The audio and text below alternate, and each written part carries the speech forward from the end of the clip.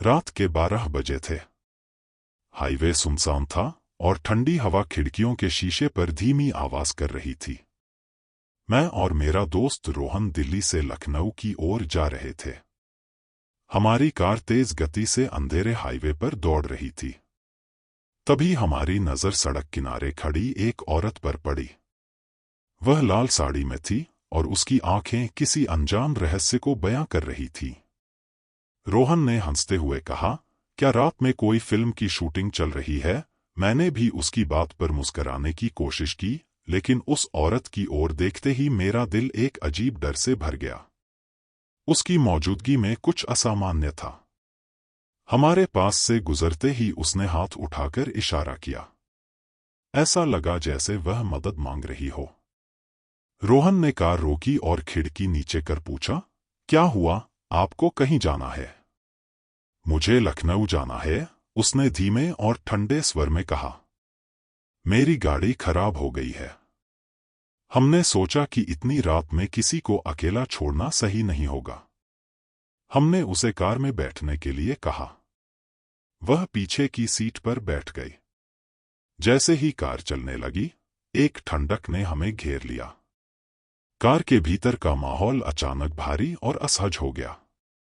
औरत ने कहा, आप मुझे हाईवे छोड़कर एक दूसरी सड़क पर ले चले। वह छोटा रास्ता है। रोहन ने सवाल किया, लेकिन वहां इतनी रात में कौन जाता है? उसने सिर्फ मुस्कुराकर कहा, आप मुझे छोड़ दीजिए, बाकी सब मैं संभाल लूंगी। उसकी मुस्कान में एक डरावनी गहराई थी। जैसे ही हम उस रास्ते पर मुड़े, अंधेरा और गहरा हो गया। सड़कों पर कोई रोशनी नहीं थी और दूर दूर तक कोई नहीं दिख रहा था।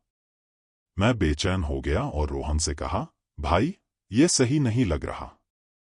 वापस चलो। लेकिन तभी वह औरत बोल पड़ी, अब वापस जाने का कोई रास्ता नहीं। जब हम एक वीरान जगह पर पहुंचे, उसने कहा, गाड़ी रोक दो।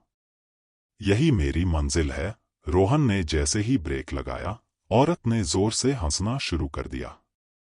उसकी हंसी हवा में गूंजने लगी, जैसे 100 औरतें एक साथ चीख रही हों।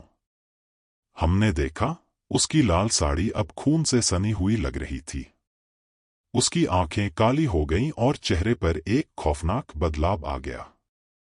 तुमने मुझे यहां क्यों लाया? मैंने कांपते हुए पूछा। उसने कहा, तुमने नहीं, मैं तुम्हें यहां लाई हूं। 20 साल पहले मैं इसी हाईवे पर मरी थी।